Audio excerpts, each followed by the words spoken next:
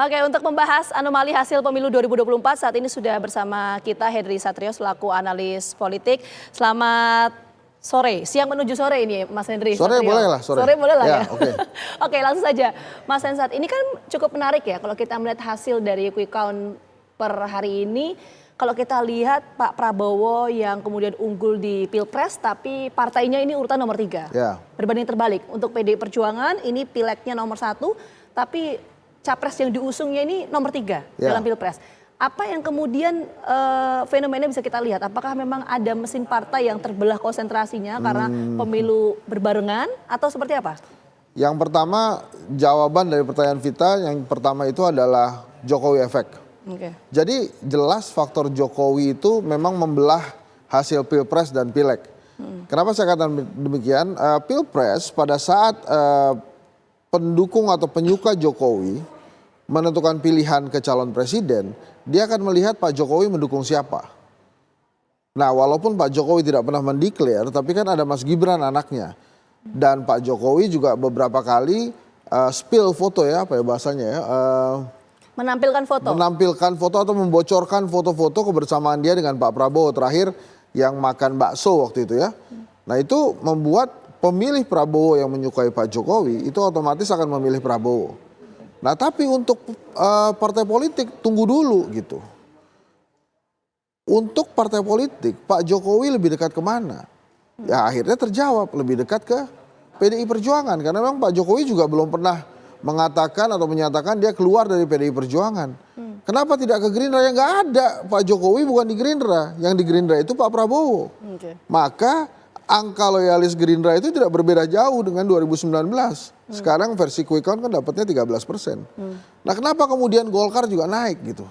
Apakah ini karena faktornya Pak Jokowi? Golkar ini beda sendiri memang. Partai yang banyak pendekarnya kalau saya bilang.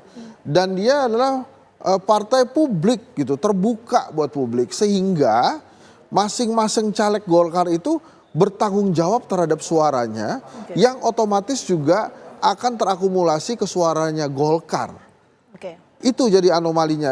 Memang faktor Pak Jokowi ini memainkan peranan penting hari ini, Vita. Dan yang kedua, kenapa demikian? Ini karena memang orang Indonesia, saya rasa saya pernah bilang gini juga ke Vita.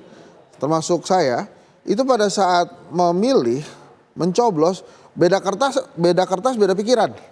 Jadi datang nih kertas Pilpres ya kita buka, nah itu kita udah tahu pilihannya. Tapi begitu buka DPR ini beda lagi, apalagi DPD gitu kan. Jadi memang perbedaan itu membuat hal ini terjadi. Dan tentang loyalitas ya. Memang Mas Ganjar kalah misalnya di Jawa Tengah atau kalah di Bali. Tapi PDI Perjuangan tidak. Dia tetap berjaya di Jawa Tengah, tetap berjaya di Bali. Karena apa? Kedekatan dengan PDI Perjuangan juga dibandingkan kedekatan dengan partai politik lain. Jadi memang membedakan betul faktor Pak Jokowi di pemilu 2024 ini. Canggih nih Pak Jokowi ini. Saya sering bilang bahwa dia ini politisi yang jenius, ya ini dia. Nah ini saya mau mendalami lagi kalau tadi Mas Hensat menyampaikan bahwa ini adalah Jokowi's effect ya. Kalau kita berangkat dari pernyataannya Mas Hensat tadi, mungkin saya bertanya balik. Kalau memang ini karena faktor dari Jokowi's effect, tapi kalau kita melihat hasil quick count, sekali lagi kita menunggu real count dari KPU. Tapi kan kalau quick count kita lihat PSI tidak lolos di parlemen. Nah itu gimana itu? Nah, kalau memang itu Jokowi's effect. Gini, PSI itu hadir di kancah politik Indonesia mengusung jargon partainya anak muda. Mereka lupa bahwa setiap partai politik di Indonesia itu punya sayap organisasi kepemudaan. PDI Perjuangan punya Banteng Muda, Golkar ada Beringin Muda, PKS ada, PKB ada, Gerindra ada, Nasdem ada, PAN ada, bahkan Hanura pun ada. Perindo pun ada sayap-sayap anak muda ini. Jadi pada saat dia masuk membawa jargon anak muda, banyak anak muda yang sudah tergabung dengan partai politik lain yang memang memiliki sayap organisasi.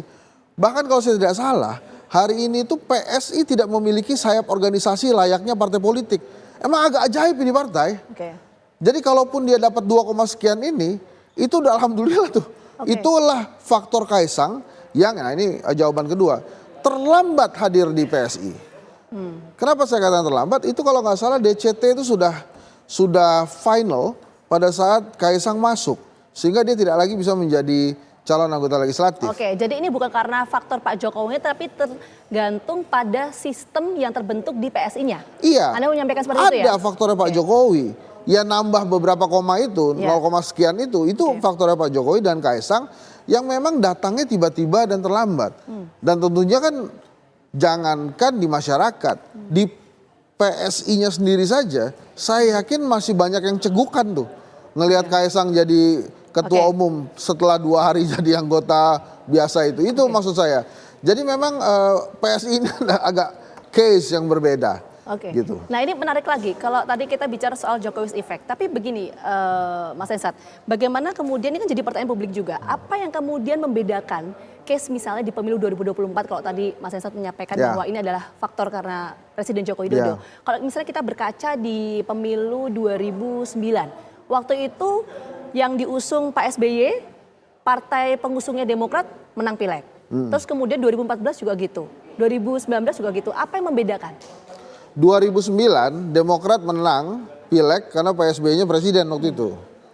Nah 2014 pada saat PDI Perjuangan menang itu Pak Jokowi juga menang tuh. Nah memang waktu itu kosong panggungnya. Di 2014 Vita, SBY jauh-jauh hari saya partai tengah. Saya tidak ada di Prabowo, saya tidak ada di Jokowi. Kosong. Ada momentum itu berarti ya? Walaupun Pak Prabowo waktu itu pasangan sama besannya Hatta Rajasa. Tapi waktu itu kosong, benar-benar kosong. Nggak ada aparat yang masuk ke situ, nggak ada minimal nggak ada pernyataan Pak SBY bakal cawe-cawe. Nah kemudian Jokowi waktu itu memang jadi momentum politik baru. Dengan kesederhanaannya, dengan kedekatan dia dengan rakyat, berhasil memukau waktu itu menjadi gubernur Jakarta. Dan PDI Perjuangan solid waktu itu, terbang makanya PDI Perjuangan dari 14% kemudian menjadi 18,7 atau 18,8 gitu. Terbang luar biasa tinggi, walaupun di putaran kedua terbangnya PDI Perjuangan dengan ada Pak Jokowi itu tidak terlalu tinggi. Karena efeknya Pak Jokowi waktu itu hanya 0,38% di putaran kedua. Sehingga dia gagal melewati 20% yang akhirnya bisa membuat dia mencalonkan sendiri kan. Tapi walaupun akhirnya secara hitungan kursi bisa mencalonkan diri sendiri. Jadi memang ada perbedaan yang luar biasa signifikan. Dan lagi gini Vita, tanpa Pak Jokowi, Pak Prabowo ini emang sulit menangnya. Walaupun dia punya tabungan 45% di 2019. Tapi loyalis Gerindra ternyata yang juga loyalis Pak Prabowo itu hanya 13%. Jadi tanpa masuknya Pak Prabowo, ini ceritanya akan sama tanpa masuknya Pak Jokowi, ini akan sama ceritanya buat Pak Prabowo. Jadi memang faktor penguasa, faktor Pak Jokowi ini kuat sekali dalam pemilu kali ini. Oke, nah jadi pertanyaan saya berikutnya adalah kalau memang peran dari Presiden Joko Widodo itu begitu sentral dan begitu signifikan untuk memberikan suntikan elektoral, kenapa itu bisa terjadi? Mengingat kalau kita tahu Presiden Joko Widodo bukan ketua umum partai politik. Apa yang mendasari itu, Mas Hensat? Iya, tapi dia punya Gibran. Itu sudah lebih dari sekedar cawe-cawe gitu. Nah ini mesti diakui aja. Sekarang kan di partai pendukung 02 itu luar biasa semua naiknya yang ada di parlemen ya. PAN itu jadi 6, sekian persen, kemudian Gerindra 13, Golkar bahkan tinggi 15%, Demokrat juga lolos. Dan itu kan semua karena memang ada Pak Jokowinya, mereka ini menteri-menteri Pak Jokowi. Gitu ya, pada saat kampanye bersama Pak Jokowi, Pak Julhas berapa kali mengatakan bahwa ini bansos dari Pak Jokowi. Pak Erlangga beberapa kali ketemu Pak Jokowi juga, Mas Ahaye juga ketemu Pak Jokowi gitu. Mungkin hanya Ahaye aja nggak menterinya Pak Jokowi, tapi itu bisa dimengerti karena dia telat masuknya kan. Tapi yang lain ini kan menterinya Pak Jokowi gitu. Jadi memang Jokowi ada di mana-mana untuk pemenang pemilu, ya ini kejadian hari ini. Oke, itu soal Jokowi's effect. Tapi begini, kan banyak sekali persepsi yang muncul di publik Mas Hensat. Kalau kita bicara soal anomali tadi, Pilpres sama Pileg kok hasilnya beda, kan begitu. Ada yang kemudian beranggapan di publik bahwa kenapa hasil Pileg dan juga Pilpres berbeda, karena ini mesin partai politik konsentrasinya terbagi. Mengingat pemilu ini kan dilakukan secara serentak. Pileg iya, Pilpres iya. Artinya kan ini konsentrasi otomatis terbagi. Harus menang Pilpres, harus menang Pileg. Orang ini calegnya juga pasti berpikir gimana caranya menang bertarung eksternal maupun internal kok. Itu bagaimana menjawab soal itu? Ya karena Pak Jokowinya kan nggak nyalek kan. Jadi ya partai politik benar kata Vita, mereka akan take care di pemilihan legislatif, sibuk di sana. Itu menjadi faktor juga nggak? Kenapa ada anomali ini? Oh iya, karena mereka pasti lebih mementingkan suara mereka kan. Dan baru kemudian suara Pak Prabowo. Tapi suara Pak Prabowo Gibran sudah ada yang mengatasi, sudah aman. Sudah ada Mas Gibran yang anaknya Pak Jokowi. Jadi maksud saya untuk 02 ini bukan masalah besar. Ada pileg, ada pilpres. Karena pilpres sudah ada yang take care. Saya pernah bahas juga kan bahwa Prabowo Gibran dengan Pak Jokowi keliling itu lebih lincah Pak Jokowi. Ini canggih nih Pak Jokowi ini. Jadi makanya menurut saya yang hari ini harus di blessing dan harus diakui oleh seluruh tim 02. Ini kemenangan ini karena Jokowi. Oke, nanti termasuk saya akan tanyakan ke Mas Hensat kalau kita melihat komposisi postur di parlemen per hari ini berdasarkan quick count ini tidak ada yang dominan. Itu mengapa? Jawabnya nanti, kita jeda dulu. Kami kembali hadir saat lagi untuk Anda.